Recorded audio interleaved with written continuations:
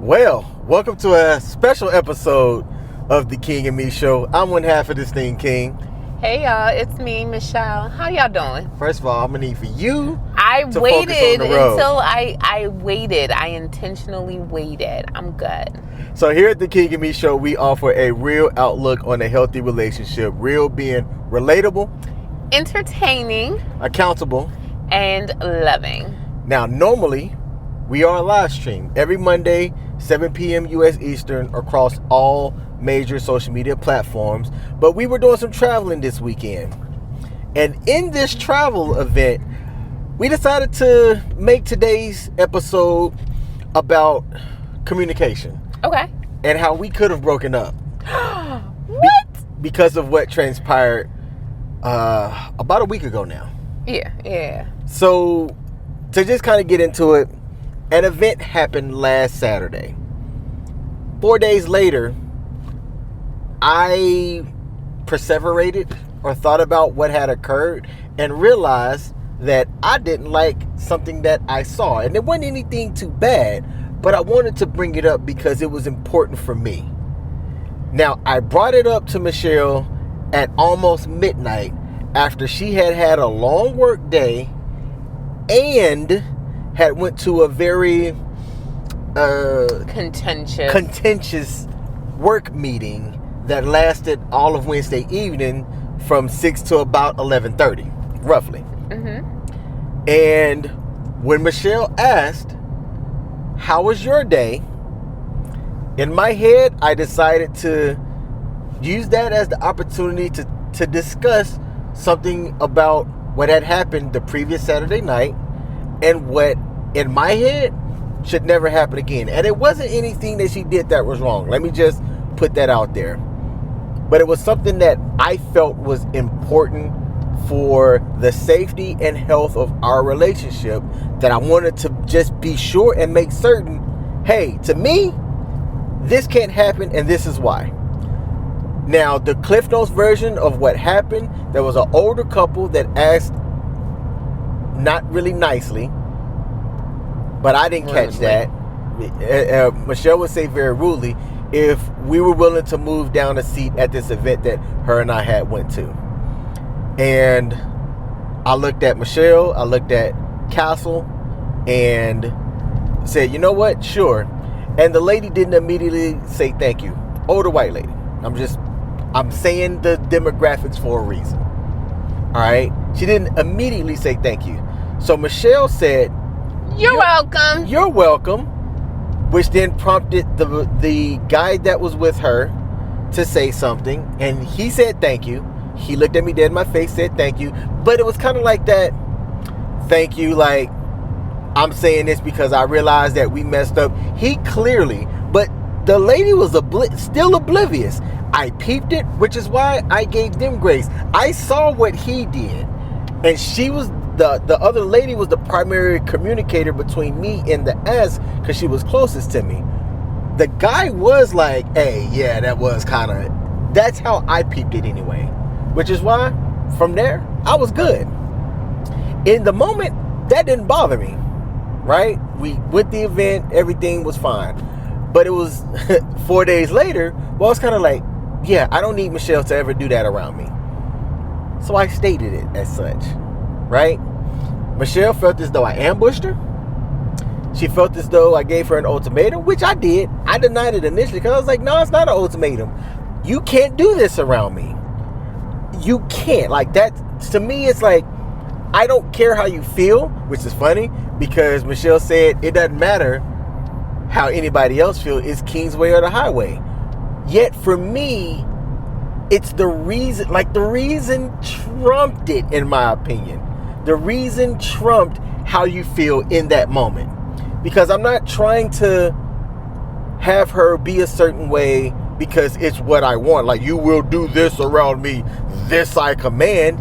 No. It's, hey, let's have this conversation now. There's a reason why this is important to me, and I'm looking out for us. So I wasn't going to budge on that. But Michelle and I couldn't reconcile on this Wednesday evening. It was already late. She ended up only getting 2 hours of sleep because to her, actually, I'm not going to say that part because that was a little bit more private. But the overall thing is, we had this contentious conversation between us that she felt like I ambushed her on. And oh, by the way, we had a whole 6-hour drive trip planned 2 days later. Thursday wasn't the best day to just have the conversation because she's only working on just about an hour's worth of rest to then go to school the next day and all of that jazz. So I'm like, you know what? Rest is more important.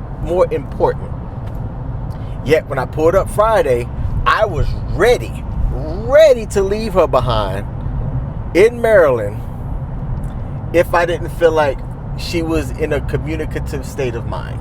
To which I did respond, because I know I'm driving, so I let him set the story. But I just want to add, fellas, sometimes you can go through and have a disagreement or communication glitch with the woman that you're with, and then the next time you see her, she's in a mood and it has nothing to do with you.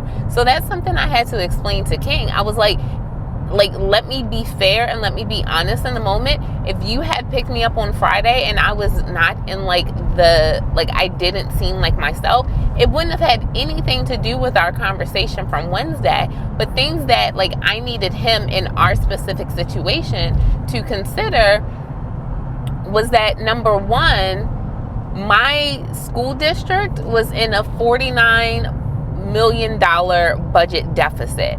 And on Friday, 20 minutes prior to him picking me up, our principal, just like the principal of every other high school in our district and middle school in our district, had to have a conversation with all staff members that we were losing positions and that people were going to be shifted around involuntarily within the district.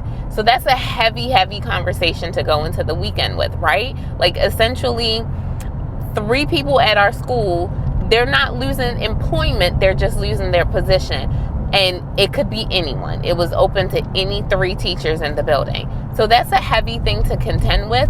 And then additionally, ladies, come on, Aunt Flo was pulling up on the scene. So I had a lot of emotions running through me, but I chose to set all that aside. But the reality is, even if I hadn't, it could have affected my feelings and my emotions in that particular moment, and it wouldn't have had anything to do with the conversation that King and I had on Wednesday, but it would have been solely based on 3 people at my job are about to lose their place of employment and go into the summer unsure of where they'll be working next school year, and that's heavy. That's a heavy thing to deal with.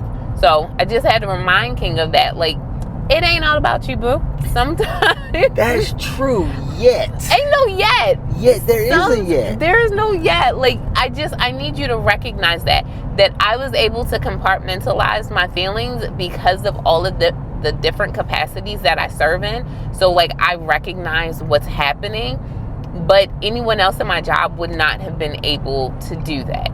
That is a lot to compartmentalize, and they may not have found success in doing it. So the average person wouldn't have found success in doing that. So you just said something that's different, because we've talked about this a little bit prior.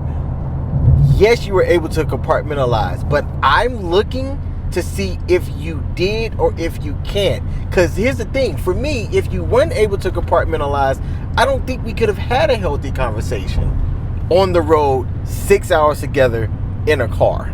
So that's what I mean by I'm looking to check to see how your aura is. Because if you weren't able to compartmentalize, I don't see a high success rate of us being able to communicate and work out what we had to work out. But one thing I need you to understand is that me feeling some type of way because of the employment situation at my job has nothing to do with you, but solely my job is in complete chaos right now. That's something different. That's different. The two are not the same, but equally weighty. And you think you can be able to separate and be able to say, all right, I'm going to focus on... I separated it all weekend. Yeah. Okay. Now, with us having this conversation and us choosing to share it, we've always said, Like, our thing is offering a real outlook on a healthy relationship. The 3 pillars that we talk about that doom and gloom a relationship are intimacy, finances, and communications. How you speak to each other, how you receive somebody's conversations and things like that. And in our short relationship time together, we're not a newish couple anymore, yet we're still under 2 years. This is only our second biggest type of communications thing. And something that I was telling Michelle, if this was me circa 2021, we wouldn't have had the conversation. I would have been like, yeah, I don't want to do this. And just been done. And I told him the same thing. 2-3 years ago, I wouldn't have done it either. I wouldn't have had the conversation because I wouldn't have felt like I needed to defend myself or my actions.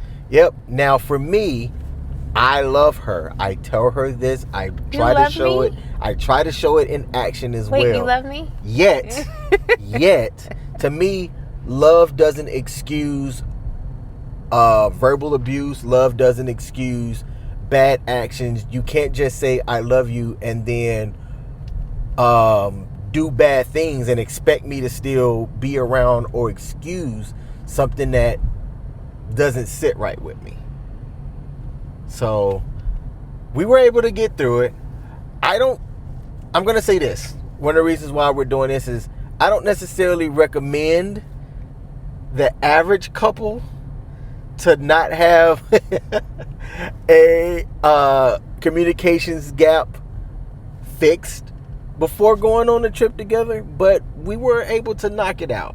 And I think we're able to do that because we respect and love each other. I think that those 2 things are big for us to have in our relationship to be able to do that.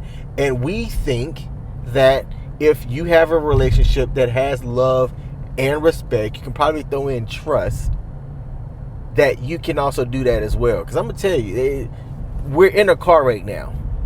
And we hadn't had that communication before picking her up on Friday.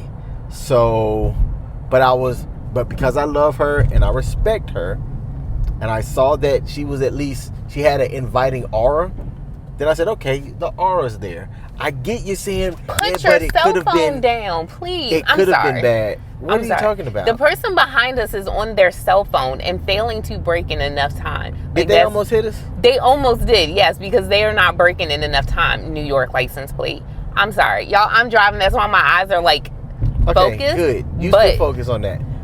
So I'm going to let the people in on something. This is the second version of this because we did the first version the night prior, but we're at 13 minutes and this is a lot shorter. All right, so we'll end that on this. We'll focus on this driving because as we're trying to get back home, there is a little bit of traffic coming up. But to everybody that's out there, we appreciate the support. If you hadn't already, and there's a like button on the platform that you're watching this on, mash that like button. We're normally live every Monday at 7 p.m. U.S. Eastern, but we have some travel plans this Monday and the following Monday after that. So the episodes or things that we put out will be kind of more like this style. We appreciate y'all tuning in, and we out.